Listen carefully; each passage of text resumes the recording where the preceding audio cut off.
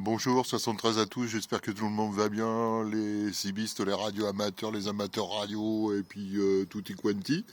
Donc voilà, une petite vidéo comme d'habitude très courte, sans prétention, pour vous montrer, comme je l'avais promis, les supports d'antenne.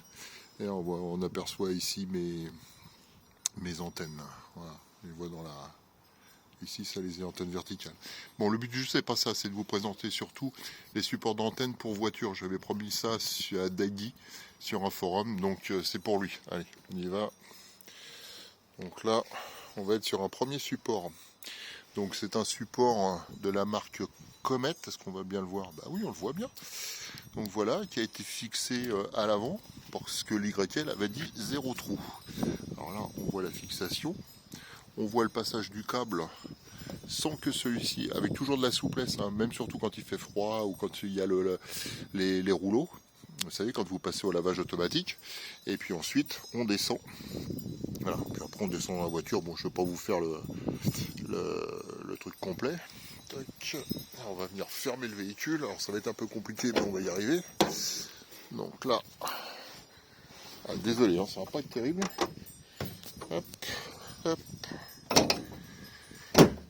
Voilà. Donc là, on voit que c'est fermé. Là, on voit qu'on a une petite patte ici qui maintient et qui évite les vibrations. Ensuite, l'antenne est démontable. Donc ça passe très bien au rouleau, hein, quand vous passez au lavage. Et vous voyez que là, le câble est souple. Bon, ensuite, le câble, il va arriver. Alors, je ne vais pas vous démonter la voiture, hein, parce qu'il faut, comme je disais, il faut des outils spéciaux. Et là, on arrive ici. Donc là, ici, actuellement, on a le câble d'antenne qui passe, ainsi que le câble d'alimentation. Les petits riselants que vous voyez, bah, c'est tout con. Les petits riselants, ça vous évite l'entrée des gouttes d'eau dans le véhicule. Donc l'eau, quand elle a tendance à descendre, elle vient perler ici et elle vient goûter le long du montant de portière pour aller s'évacuer naturellement. Donc voilà. Et faites toujours en sorte que ce point-là, ce point ici, soit plus haut que celui-là. Il n'est pas question que l'eau vienne comme ça, descendre en diagonale pour rentrer dans l'habitacle. Hein. Donc n'hésitez pas à faire en sorte que ce point-ci soit plus bas que celui-ci. Ok, j'espère que j'ai été clair. Allez, on sort du véhicule. Hop. Et on va sur l'arrière du véhicule. Coucou à la pin-up. Donc là, alors vous voyez que là, il y a une antenne décamétrique adaptable bande par bande, avec les repères, etc. C'est très bien pour un FT817. Donc là, on va être sur une autre version. Donc on a le câble qui passe là, qui passe sous le joint en caoutchouc pour remonter. Alors c'est un peu rapide, désolé. Remonter. Là, j'ai démonté la partie en plastique qui est ici, de façon à pouvoir passer le câble derrière. Et là, on va refermer. Je vais essayer de cacher la plaque d'immatriculation. Hop. Voilà. Et là, j'ai une fixation ici. Alors, une autre fixation, mais cette fois-ci, c'est pas une comète. Et vous allez le remarquer tout de suite, parce que vous voyez la couleur qui est là. Bah, c'est les premières comment dire, prémices de la rouille. Et on le voit très bien sur les écrous, notamment celui-ci. Donc il sera démonté certainement au printemps pour être repeint. Ensuite vous avez une antenne, donc l'antenne est vissée dessus. Hop. Ce qui permet aussi de la démonter, si je veux la faire voir dans l'intégralité, de la démonter pour pouvoir passer au rouleau. Alors quand vous la démontez, ici vous mettez un joint, puis de temps en temps vous mettez un peu de graisse au silicone. Pas de graisse graphitée, hein, de la graisse au silicone. La graisse au silicone, elle a l'avantage, c'est qu'elle chasse l'eau. Voilà, on serre bien, correctement, sans forcer. Voilà. Et puis si vous mettez de la graisse, n'oubliez pas aussi d'en mettre ici, parce que vous voyez, on commence à voir que le ressort commence aussi à avoir de la corrosion. Donc voilà. Alors là, de ce côté-là, sur une Jeep, ça a été un peu plus compliqué, parce que là, il a fallu que je torde cette pièce de façon à ce que ça n'abîme pas le feu, sinon ça rentrerait pas. Alors j'avais le choix de la tronçonner, mais en même temps je voulais pas la tronçonner, parce que déjà tronçonner ça aurait fait un point de rouille supplémentaire. Oh pardon. C'est là, ça aurait fait un point de rouille supplémentaire. Et puis surtout sur cette partie-là, la partie arrière, alors c'est difficile à montrer. Et puis je voulais que ça épouse le feu pour venir buter dessus, pour pas que ça force. Voilà, c'est une sorte, en quelque sorte, de points de contact et de points d'anti-vibration. J'ai un contact ici, donc j'ai rien qui vibre. Et s'il y a des vibrations qui arrivent par l'antenne, elles sont amorties par tout ce qui est la partie plastique d'entourage du feu. Donc voilà, on va regarder à nouveau. Là, ça va être un peu plus compliqué, mais je serais quand même content de vous faire voir l'ensemble. C'est que là,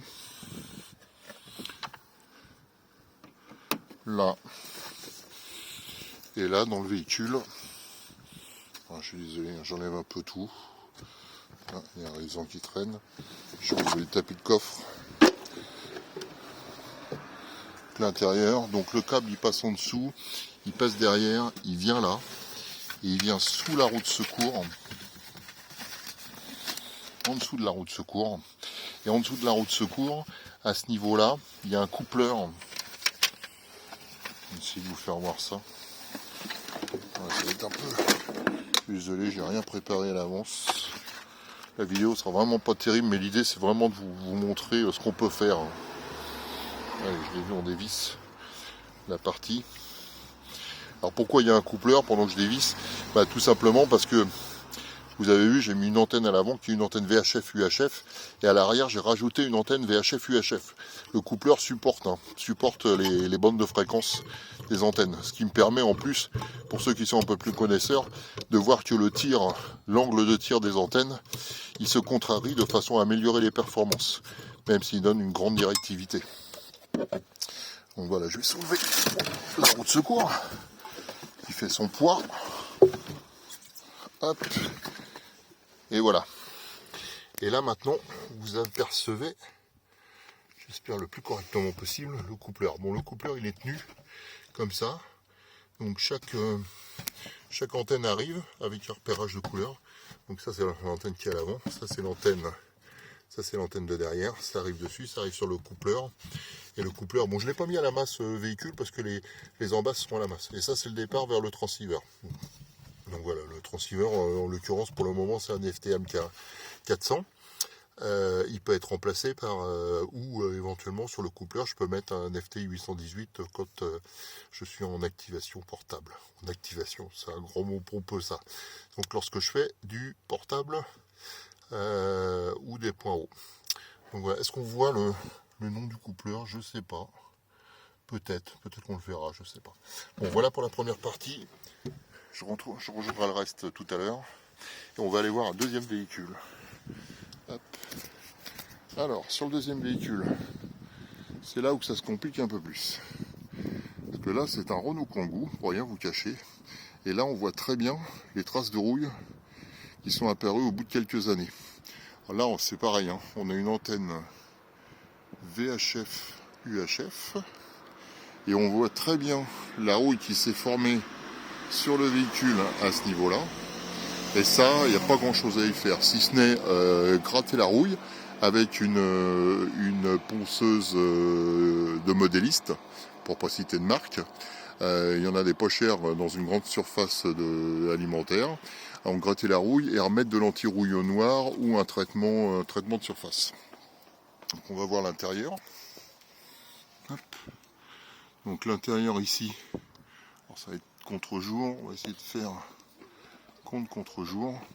On voit qu'il y a les vis pointeaux qui ont été serrés de façon à assurer la masse. Et la fameuse patte dont je vous parlais, tout à l'heure, qui sert à elle de venir s'appuyer sur le véhicule. Alors on voit qu'elle a fait des traces, hein. Elle a fait des traces, mais elle assure quand même, elle évite les vibrations. Donc elle assure un contact anti-vibratoire. À l'origine, il y avait un caoutchouc qui servait justement à éviter d'abîmer la carrosserie. Malheureusement, au fil du temps, va-t-on bien voir. Au fil du temps, on voit que le caoutchouc, il a bougé un peu, puis il est devenu dur. Donc, allez, on va passer de l'autre côté, parce qu'il y a la même de l'autre côté, mais d'une marque différente. Alors ça, c'est des modèles qui viennent de chez Amazon. Alors c'est vraiment pas terrible, c'est pas cher, ça coûte 10 € au grand maximum. Donc là, c'est pour une antenne 28-27 MHz. C'est un modèle différent, puisqu'on voit que c'est un système sur une qui se visse, et c'est pas un système DV comme sur l'autre. Or, comme vous voyez, là il y a un adaptateur pour une antenne à en base DV. Donc des V, V pensez V comme le V du papillon, si ça peut vous aider en termes mémotechniques. Donc c'est une antenne Sirtel, pardon, qui a été bombée en noir de façon à la rendre générique. Là, cette partie-là, j'aurais pu la mettre en noir, mais ça tient très mal dans le temps. Donc voilà, et bien écoutez, bon 73 à vous, merci d'avoir suivi ma petite vidéo. J'en ferai d'autres comme j'ai promis. Et puis au plaisir de vous, de vous voir, de vous contacter pour certains. À bientôt 73, ici c'était F11DRE, l'opérateur Pascal, ou F10 175.